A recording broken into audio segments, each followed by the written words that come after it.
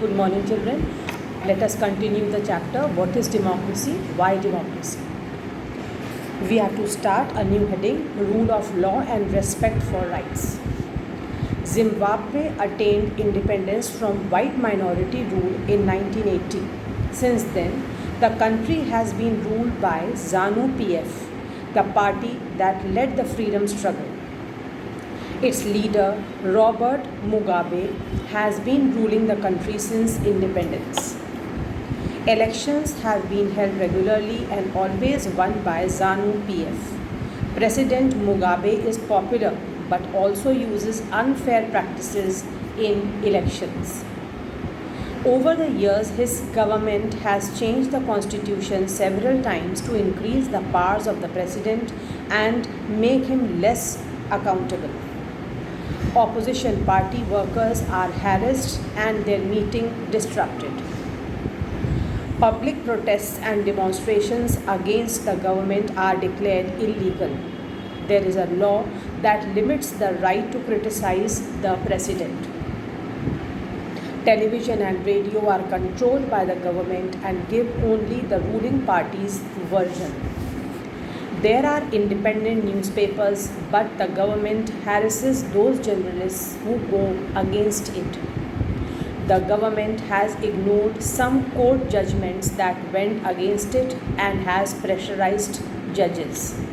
The example of Zimbabwe shows that popular approval of the rulers is necessary in a democracy, but it is not sufficient.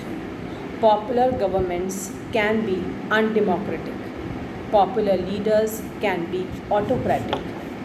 If we wish to assess a democracy, it is important to look at the elections. There should be sufficient room for normal political activity, including political opposition in the period before elections. This requires that the state should respect some basic rights of the citizen. They should be free to think, have opinions, to express these in public, to form associations, to protest, and take other political actions. Everyone should be equal in the eyes of law. These rights must be protected by an independent judiciary whose rulers are obeyed by everyone. We shall read more about these rights in chapter 6. Now children, all these lines you don't have to learn, but just give it a reading. Similarly, there are some conditions that apply to the way a government is run after the elections. A democratic government cannot do whatever it likes simply because it has won an election. It has to respect some basic rules. This I have told you in the previous class also, that if the citizens are not happy with the government, then the government can be removed. It can be changed. The right to vote is a very powerful right which the citizens have. It has to respect some basic rules. In particular, it has to respect some guarantees to the minorities. Every major decision has to go through a series of consultations. Every office bearer has certain rights and responsibilities assigned by the Constitution and the law. Each of these is accountable not only to the people but also to other independent officials. We shall read more about this in chapter 5.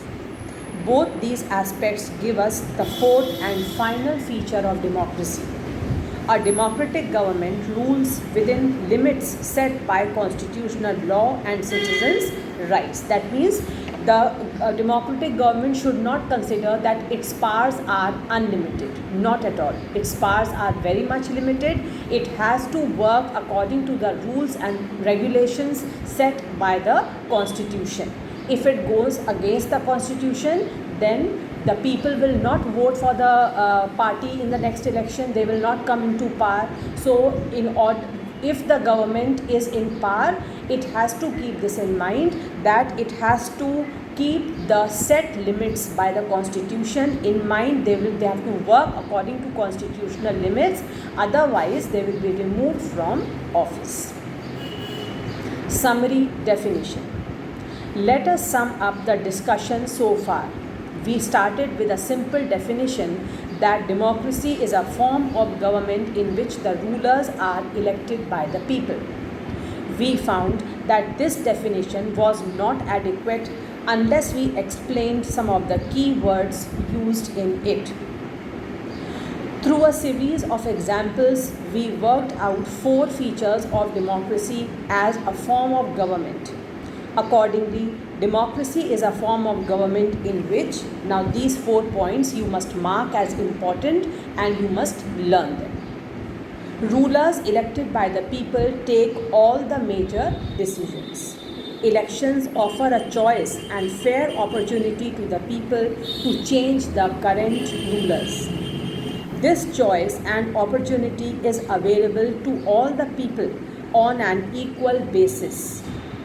The exercise of this choice leads to a government limited by basic rules of the Constitution and citizens' rights. So these are the 4 important features of a democratic form of government. Let us quickly go through them once again.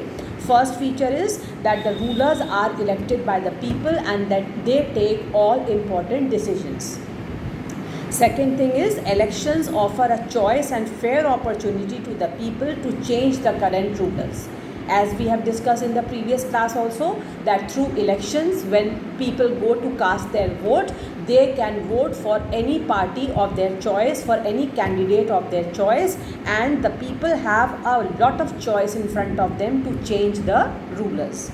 Next point is, this choice and opportunity is available to all people on an equal basis, irrespective of caste, creed, color, gender.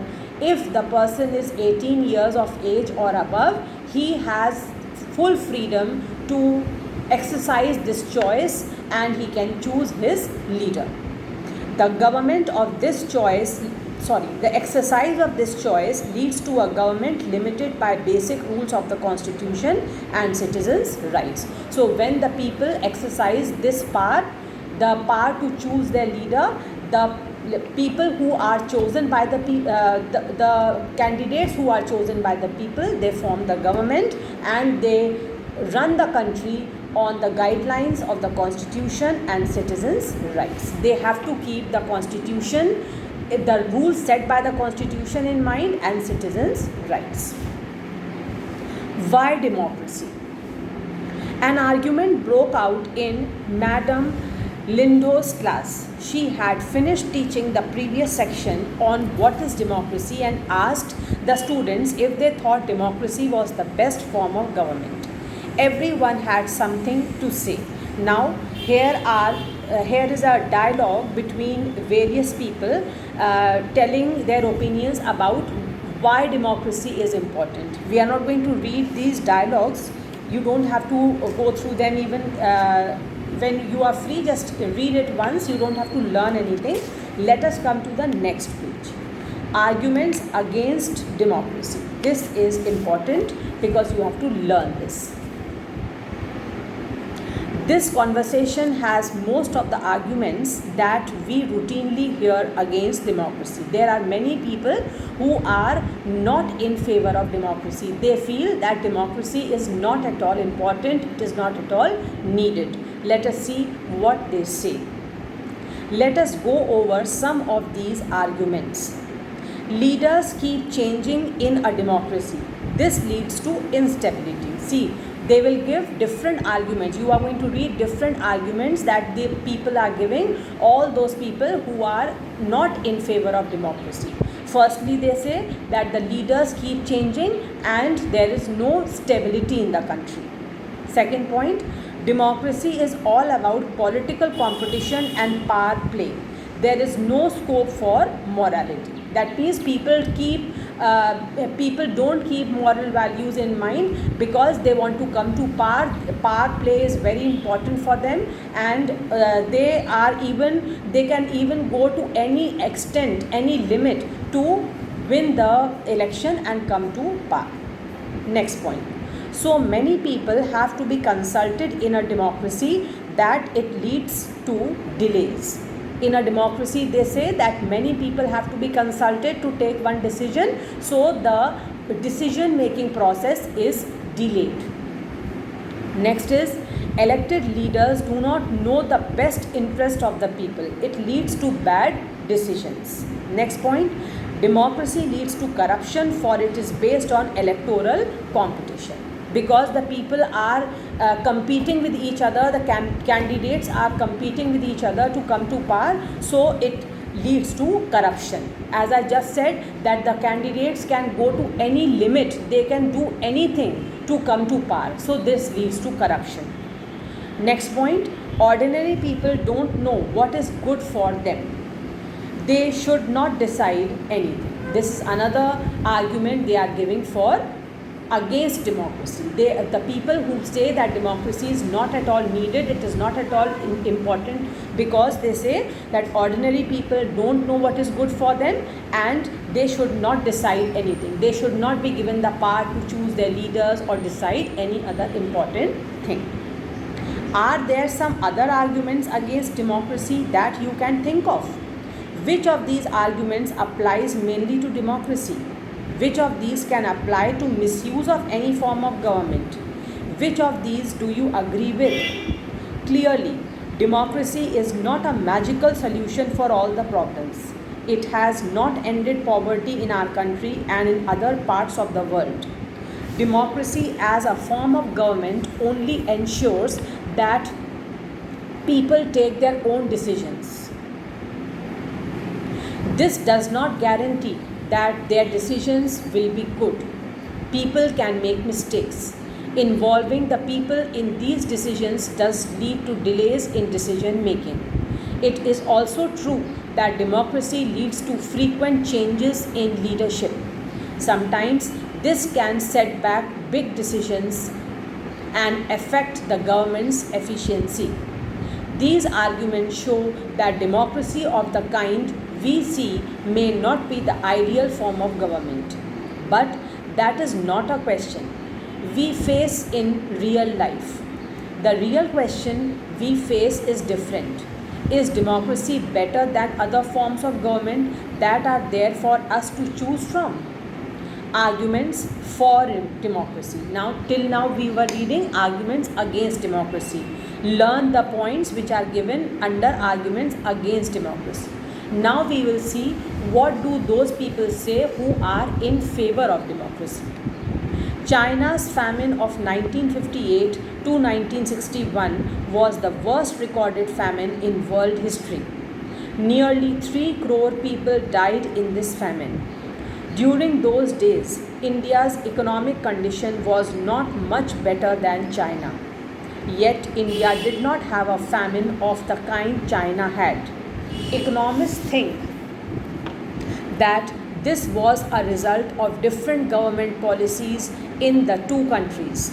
The existence of democracy in India made the Indian government respond to food scarcity in a way that the Chinese government did not. They point out that no large-scale famine has ever taken place in an independent and democratic country. If China too had multi-party elections, an opposition party and a press free to criticize the government, then so many people may not have died in the famine. This example brings out one of the reasons why democracy is considered the best form of government. Democracy is better than any other form of government in responding to the needs of the people. A non-democratic government may and can respond to the people's need, but it all depends on the wishes of the people who rule. This line is important. Before this, whatever was written in the paragraph, you just have to read, there's nothing to learn. But in these lines, it says why democratic government is important, because if the government is non-democratic, then it is not compulsory that it will solve the problems of the people. It may or may not. It will depend on its wishes. But a democratic government always responds to the needs of the people. If the rulers don't want to, they don't have to act according to the wishes of the people. This is in case of non-democratic government. If the government is non-democratic, the rulers may or may not look into the wishes of the people, the welfare of the people. A democracy requires that the rulers have to attend to the needs of the people. A democratic government is a better government because it is a more accountable form of government. This is very important. You must learn it by heart. A democratic government is better because it is accountable form of government. That means it has to answer to the people. It is answerable to the people. It is accountable to the people. The people have brought the government into power. The people have brought their chosen elected representatives into power. So the government, the leaders who are in the government, they are accountable to the people. They are answerable to the people. They can't do anything only according to their wish. If they want to do, they will do. If they don't want to do, they will not do. This is not the thing they can do in a democratic form of government. There is another reason why democracy should lead to better decisions than any non-democratic government. Now underline the next line. Democracy is based on consultation and discussion. Very important feature of democracy. Democracy is based on consultation and discussion. A democratic decision always involves many persons, decisions, discussions and meetings. When a number of people put their heads together, they are able to point out possible mistakes in any decision. Because running a country is not an easy thing to do. So decision making process should not be the duty of only one or two people. There are lots of people who involve themselves in decision making. Whenever any important decision has to be made, lots of meetings are held, discussions are held, debates are held, then they come to any conclusion. This takes time, no doubt. The decision making process will take time because many meetings are held, one meeting, then second round of meeting, then the third round of meeting, debates and discussions are held. No doubt, it is a time taking process. But the decision which comes out finally is a good decision, which is for the welfare, for the well-being of the people. This takes time, but there is a big advantage in taking time over important decisions. This reduces the chance of rash or irresponsible decisions. Very important thing. When they take time, they think over important issues and matters, things are discussed, things are debated upon, then the conclusion which comes out, when they draw a conclusion, it is a good conclusion. They don't take any decision hastily, in a hurry. They take time to decide things and bring out a good solution which is for the benefit of the citizens. Thus, democracy improves the quality of decision making. This is a very important aspect of democracy, a very big merit of